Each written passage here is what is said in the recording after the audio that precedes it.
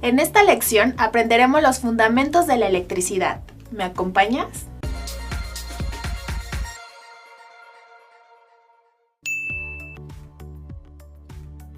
Te comento que detrás de cualquier efecto o resultado producido por la electricidad se encuentra una diminuta partícula denominada electrón. La teoría electrónica afirma que cualquier efecto, ya sea eléctrico o electrónico, se da por dichos electrones desplazándose de un lugar a otro, o a que en un lugar determinado hay una cantidad demasiado grande o demasiado pequeña de electrones.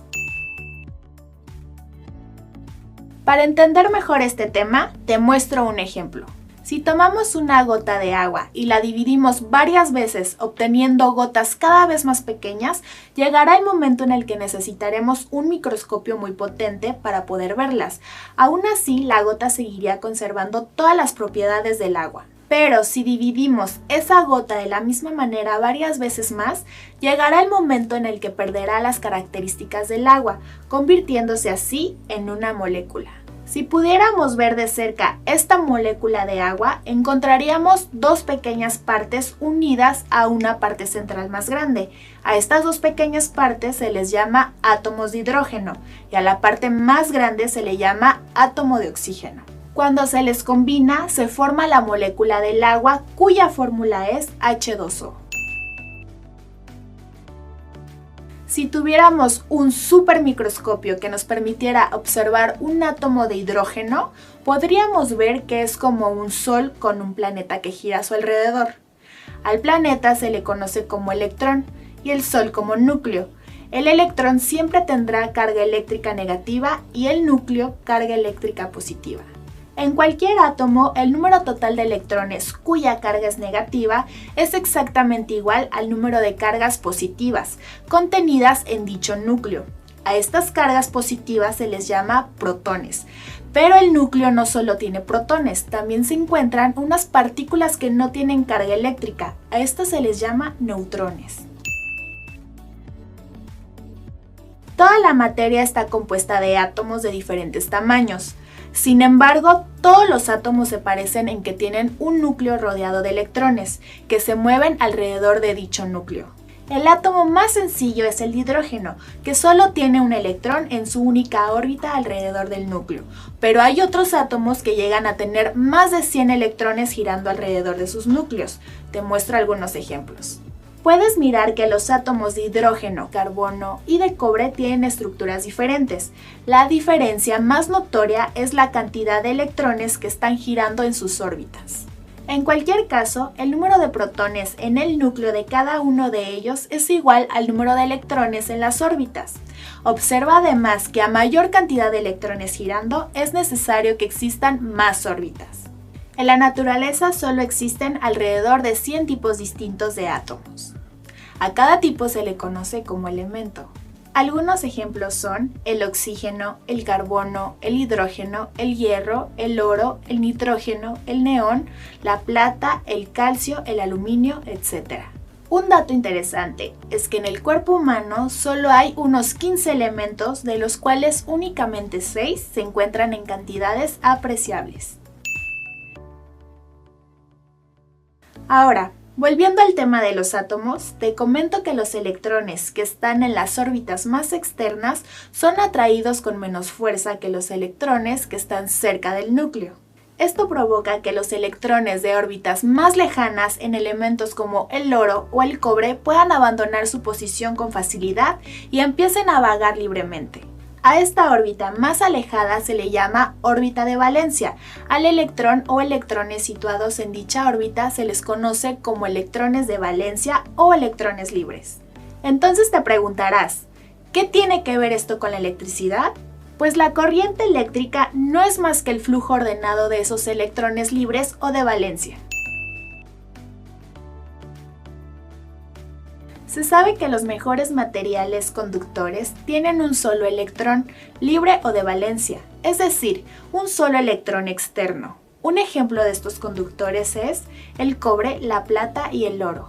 Existen otros materiales como el hierro, que tiene 2 electrones de valencia, o el aluminio, que tiene 3, que también funcionan como conductores.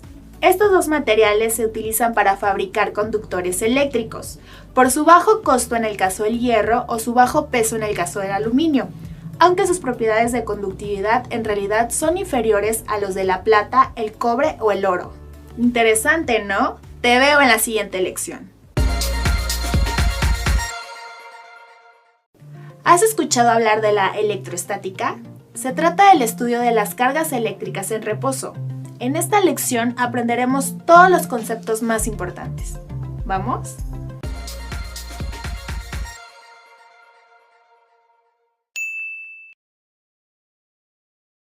Lo primero que debes saber es que si uno o varios electrones son expulsados de sus átomos, dejarán un déficit de cargas negativas en dichos átomos, pero producirán un exceso en el lugar en el que se trasladen. Esto dará como resultado que el cuerpo en donde se encuentra el exceso de electrones adquiera una carga eléctrica negativa, mientras que el cuerpo donde haya un déficit de estos cargue positivamente. Un ejemplo simple es cuando frotas un globo con tu cabello o también cuando lo peinas por las mañanas. Al frotar dos materiales distintos, uno de ellos podría ceder electrones al otro. Como ya te lo dije, el material que los gana tendrá una carga eléctrica negativa, mientras el material que cede tendrá una carga positiva. ¿Me doy a entender? Ten en cuenta que algunos materiales son más propensos que otros a ganar o perder electrones. Aunque la mayoría de las veces las cargas estáticas son producidas por frotamiento, también pueden originarse por otros medios. Te doy un ejemplo. Si tocas una barra metálica descargada con una varilla que posea carga eléctrica positiva, esta última atraerá electrones desde la barra hacia el punto de contacto. Y si alguno de esos electrones pasaran a la varilla, disminuyendo la carga positiva de esta, pero produciendo un déficit de electrones en la barra, que ahora poseerá también una carga eléctrica positiva. Ahora, si inversamente tocaras una barra metálica descargada con una varilla que posee carga eléctrica negativa, esta empujará los electrones de la barra que estén cerca del punto de contacto. Esto creará un déficit de electrones en esa parte de la barra, lo que provocará que haya una transferencia de electrones desde la varilla hacia la barra. ¿El resultado? La carga negativa de la varilla disminuirá y también producirá un exceso de electrones en la barra, que ahora también poseerá una carga eléctrica negativa. Interesante, ¿no? Un dato adicional es que los materiales cargados de electricidad estática se comportan en forma especial. Imaginemos que hay dos bolitas de algún material muy liviano a las que se les proporciona una carga eléctrica. Si se acercan entre sí dos de ellas que tengan el mismo tipo de cargas, estas tratarán de alejarse, pero si las cargas inducidas son de polaridad diferente, las bolitas tratarán de juntarse. Esto mismo pasa con el fenómeno misterioso de poder atraer pequeños trozos de papel con un peine con el que nos habíamos peinado previamente. Ahora sabemos que al frotar nuestro cabello con el peine, este adquiere una carga eléctrica que tiene la propiedad de atraer los pequeños pedazos de papel. Te comento que siempre que se acerquen dos cuerpos con carga distinta, los electrones en exceso del cuerpo cargado negativamente tratarán de trasladarse hacia el que esté cargado positivamente. El traslado se dará si permitimos que dichos cuerpos se toquen o si colocamos un conductor entre ellos. Esto generará una corriente de electrones hasta que el valor de la carga entre ambos cuerpos sea igual. Una tercera forma para que los electrones se trasladen se da cuando la magnitud de la carga es muy grande. En este caso, podría provocarse un arco eléctrico, permitiendo así que se iguale la carga eléctrica entre ambos cuerpos. En conclusión, las descargas o transferencias de electrones pueden ocurrir 1. Desde una carga negativa hacia una positiva. 2. Desde una carga negativa hacia un cuerpo sin carga. 3. Desde una carga muy negativa hacia una menos negativa. 4. Desde un cuerpo sin carga hacia una carga positiva. 5. Desde una carga poco positiva hacia una carga muy positiva. Nada difícil, ¿verdad? Recuerda que puedes mirar este o cualquier video las veces que necesites. Nos vemos en la próxima lección. En esta lección estudiaremos la famosa ley de Coulomb y algunos conceptos usados en electricidad. ¿Estás listo?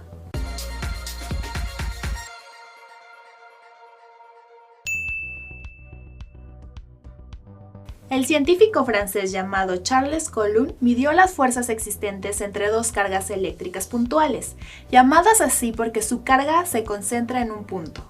Estas fuerzas pueden ser de repulsión si las cargas son del mismo signo o de atracción si son de signo diferente.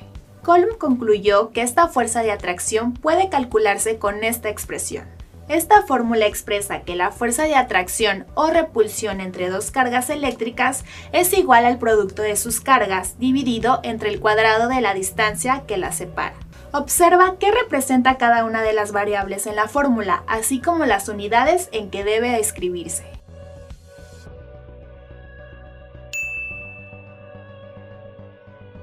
Aprendamos otro concepto.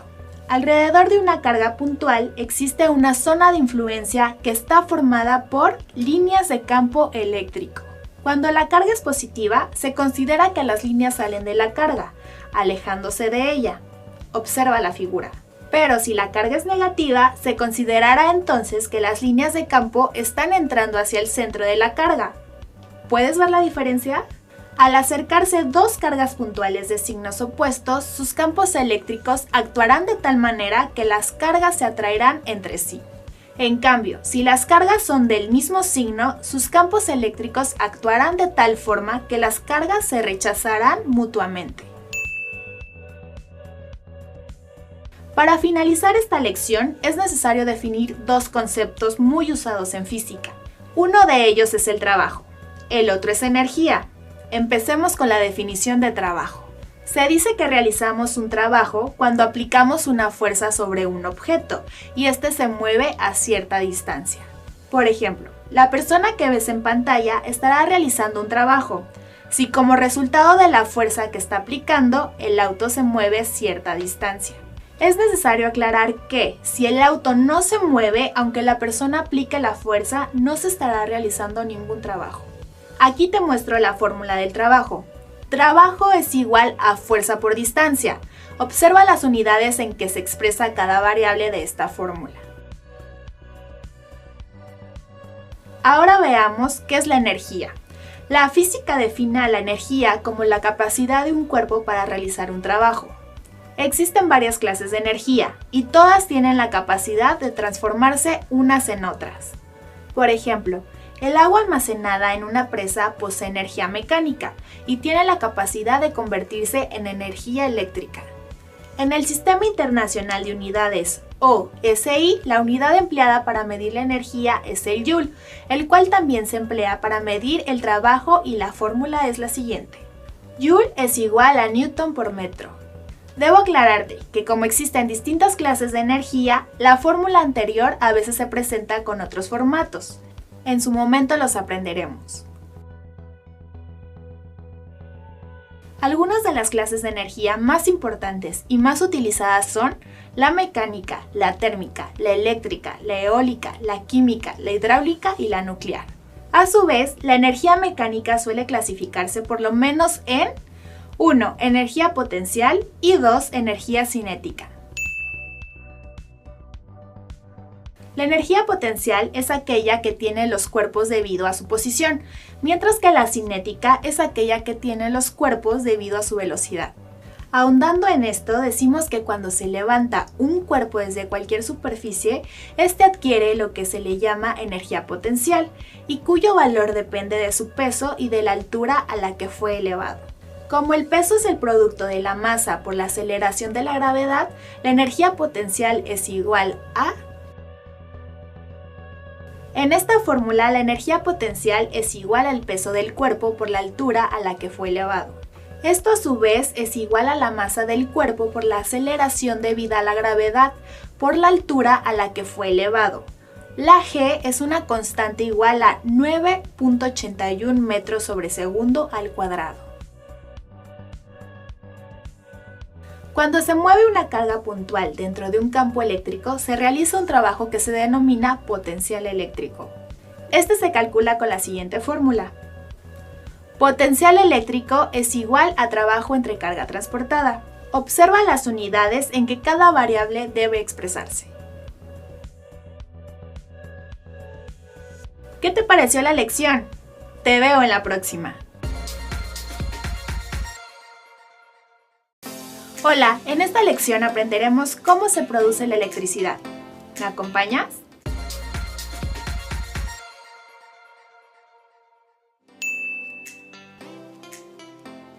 Por lo general, cuando hablamos de electricidad, nos estamos refiriendo a una corriente eléctrica.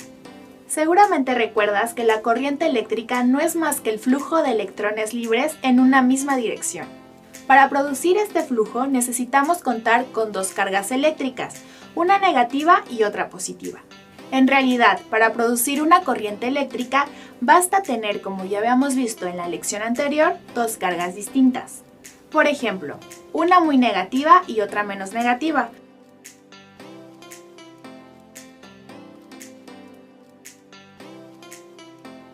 O una negativa y una neutra.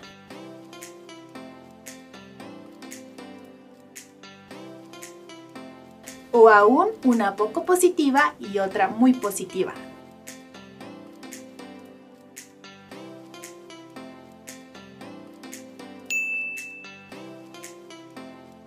Para producir electricidad se debe emplear alguna forma de energía que ponga en movimiento a los electrones.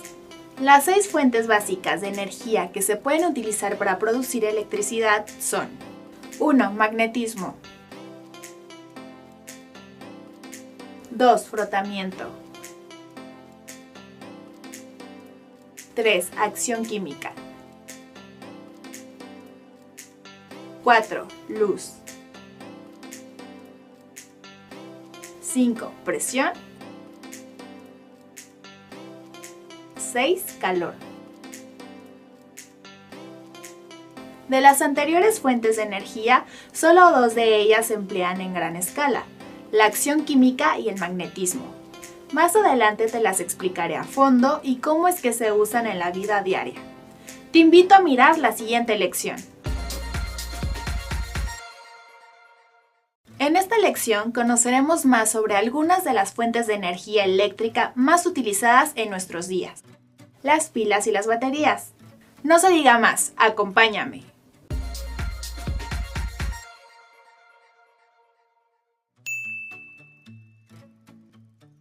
Las pilas suelen usarse para obtener corriente eléctrica portátil o para casos de emergencia. Estudiaremos en esta lección cómo es que la acción química produce electricidad, así como los tipos de pilas eléctricas que existen. Si pudiéramos ver lo que sucede dentro de una pila eléctrica, podríamos observar que consta de un recipiente que contiene un par de placas de metales distintos, separadas entre sí y sumergidas en el líquido que llena el recipiente. El líquido suele ser una mezcla de agua y algún ácido, y su función es extraer electrones de una placa y llevarlos a la otra. Esto crea una carga eléctrica negativa en una placa y una carga eléctrica positiva en la otra. La acción del electrólito o electrolito, como le dicen algunas personas, al llevar electrones de una placa a otra, es en realidad una reacción química entre el electrolito y las dos placas. Si las terminales de la pila no están conectadas, los electrones se acumularán en la placa negativa hasta que no quepan más. Pero si se conecta un conductor entre las placas, se producirá un flujo de electrones desde el terminal negativo hacia el positivo. Mientras el electrolito transporta electrones, la placa negativa se va corroyendo y aparecen burbujas en el terminal positivo. Paulatinamente, la placa negativa se disolverá por completo y la pila quedará muerta. A este tipo de pila se le llama primaria, y una vez destruidos sus materiales ya no puede volver a utilizarse, es decir, terminó su vida útil. En pantalla te muestro el interior de una típica pila seca o pila primaria, que proporciona 1.5 volts de corriente continua. Como placas para las pilas primarias se suele emplear una barra de carbón como placa positiva, mientras que el recipiente de zinc hace el papel de placa negativa. Como electrolito pueden utilizarse ácidos o compuestos salinos, aunque es común encontrar el cloruro de amonio en pasta en esta función. A través de los años, los materiales empleados para fabricar las placas y electrolito de las pilas primarias han ido cambiando, y esto ha traído mejoras en el desempeño y duración de estas. También debemos comentarte que el voltaje que entrega una pila depende del par de materiales empleados en las placas. En la actualidad encontramos pilas primarias cuyo voltaje normal varía entre 1.1 y 1.5 volts. En las pilas primarias, el electrolito suele agregarse en forma de pasta y no líquida. Esto llevó a dar el nombre de secas a las pilas primarias, sobre todo cuando aparecieron las pilas secundarias cuyo electrolito se usa en forma líquida. Como acabamos de ver, una pila primaria o pila seca proporciona un voltaje de 1.5 volts, pero si conectamos dos o más pilas de estas en serie, el voltaje del conjunto será igual a la suma de los voltajes de cada pila. Por ejemplo, el voltaje que proporciona este conjunto es igual a 4.5 volts, ya que se suma el voltaje de 1.5 volts de cada una. Un conjunto de pilas conectadas así recibe el nombre de batería. El resto de la figura, que no es más que un circuito básico, será estudiado más adelante. Ahora veamos un ejemplo de 3 pilas conectadas en un paralelo. Observa que sus bornes positivos están unidos entre sí. Igual pasa con los negativos. ¿Qué voltaje nos entrega este arreglo? Cuando se conectan pilas en paralelo, el voltaje del conjunto es igual a una sola de las pilas. Por eso, este arreglo proporciona 1.5 volts. El conectar pilas en paralelo incrementa la duración de las pilas, pues el conjunto trabajará como una sola pila grande, de 1.5 volts.